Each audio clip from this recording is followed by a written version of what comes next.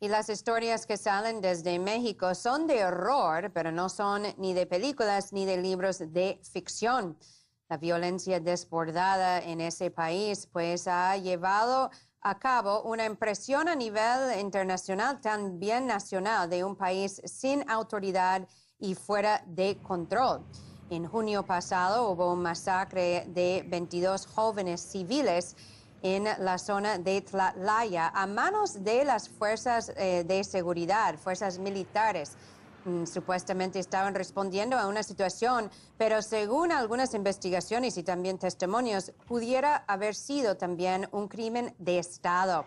Ya esas investigaciones no han concluido y mientras tanto ha ocurrido otro masacre ahora en la región de Iguala, en México, fuera de la Ciudad de México, donde 43 estudiantes han desaparecido. Sin duda es un tema que ha provocado ya las preocupaciones a nivel internacional de los defensores de derechos humanos y muchos que se preocupan por este estado ya muy extrema de violencia en México. Al culpa en algunos casos del narcotráfico, pero en otros casos por las políticas del gobierno de Enrique Peña Nieto, quien ha prometido una pronta investigación y que no habrá impunidad en estos casos, pero muchos están escépticos frente a lo que ha sido la historia recién en el país. Vamos a ver más a continuación.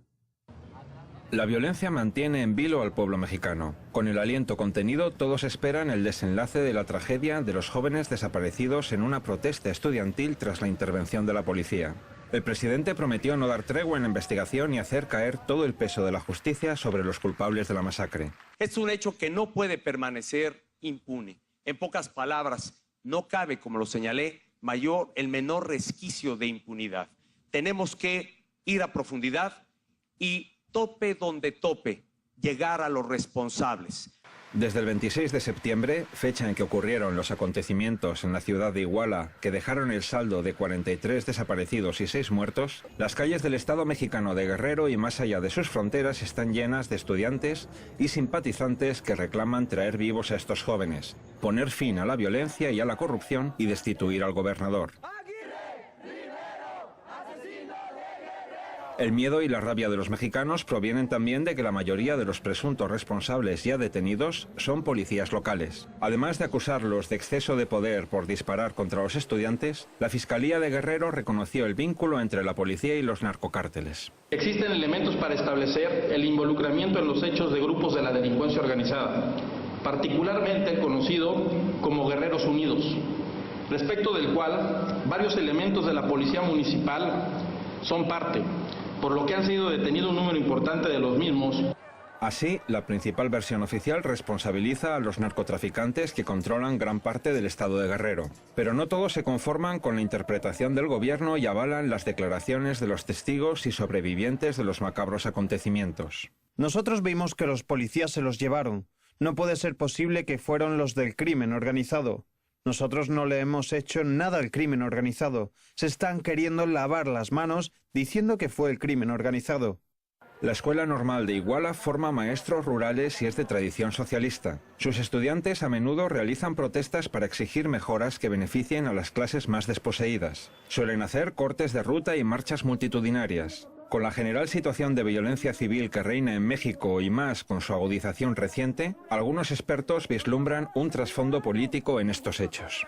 En mi opinión, se puede hablar de todo eso en conjunto de alguna manera. Yo creo que sí tiene señales de ser un crimen político, porque por la tradición que tienen estos estudiantes de protesta social y porque estamos viendo asesinatos entre políticos por parte de fuerzas de seguridad y de crimen organizado contra dirigentes sociales en otras partes del país también.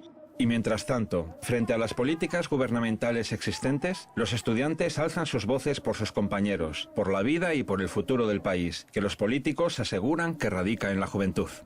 Hoy día es más peligroso ser estudiante que ser delincuente. México, despierta, ya es hora. Tantos años de lucha y tanta sangre derramada no sean en vano, porque estamos aquí, por ti, por ellos, por las familias, por todos.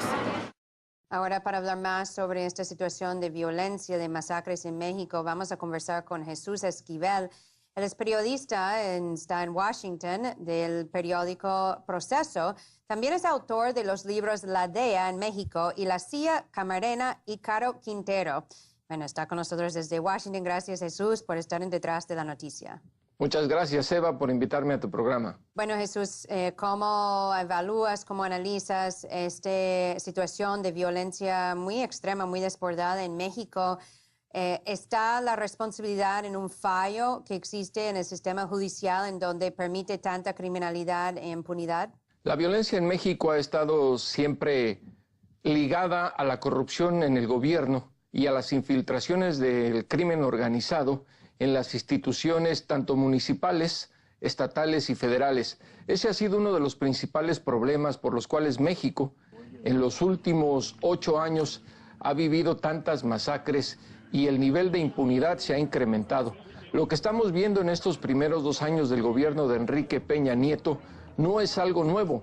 Los mexicanos ya se acostumbraron a los muertos. Lo que sorprende es la lentitud de la respuesta del gobierno federal a los nuevos incidentes de violencia, sobre todo a los ocurridos recientemente, tanto en el Estado de México, donde gobernó Enrique Peña Nieto, como en el Estado de Guerrero, en donde se nota que esta respuesta gubernamental no ha satisfacido a la población que está pues desesperada, porque se sienten solos, sienten que el gobierno federal no está dando la respuesta adecuada a la desaparición de 43 estudiantes normalistas y de los cuales todavía ni el gobierno ni las autoridades locales y sobre todo los familiares de estas personas saben dónde están por lo menos los cuerpos de estos 43 estudiantes. Ahora, Jesús, en cuanto al asesinato, esa masacre de los 22 jóvenes civiles en junio en Tlatlaya, donde ya se ha determinado, según las investigaciones, que justamente ellos fueron asesinados a manos de fuerzas militares de la región. Pues eso no sería un caso realmente de un crimen de Estado que debería ser investigado incluso por tribunales internacionales. Lo que ocurrió el 30 de junio en San Pedro Limón, Tlatlaya, Estado de México, es el ejemplo más claro de cómo los mexicanos nos hemos acostumbrado a tantos muertos. La lucha militarizada contra el narcotráfico que llevó a cabo Felipe Calderón nos dejó entender a todos los mexicanos que el ejército del país y la marina está para combatir al crimen organizado y que mientras se eliminen a criminales, la población y el gobierno guarda silencio. Lo que ocurrió en Tlatlaya reventó esa conformidad de los mexicanos porque no fue un enfrentamiento entre supuestos criminales y militares, sino fue un fusilamiento de jóvenes. 21 de los 22 que murieron en la madrugada del 30 de junio fueron ejecutados por los militares. Se tardó el gobierno federal 3 meses en responder a este crimen de Estado, que sí es un crimen de Estado, y la respuesta se dio por la presión internacional, después que en el Departamento de Estado, aquí en Washington, se pidiera que fueran autoridades civiles y no militares las que investigaran este caso. Y una última pregunta ahora, Jesús, un poco compleja, pero ¿cuáles son los posibles escenarios de resolución a la violencia en México? Y existe así una responsabilidad por parte de la falta de control del consumo de drogas en Estados Unidos, que también provoca mucho del narcotráfico que sale desde México hacia el norte. Lo que hace falta en México, primero, para calmar la inseguridad, es que se acabe la impunidad. Es decir, que el gobierno federal castigue a los responsables de las recientes masacres y que trate de darle solución a los más de 20,000 desaparecidos que se dieron en el gobierno de Felipe Calderón. Eso es primero para calmar esta ansiedad que tiene el pueblo mexicano de la falta de justicia. También hace falta una reforma en este sector. Pero el tráfico de drogas sigue siendo uno de los factores más importantes para esta violencia.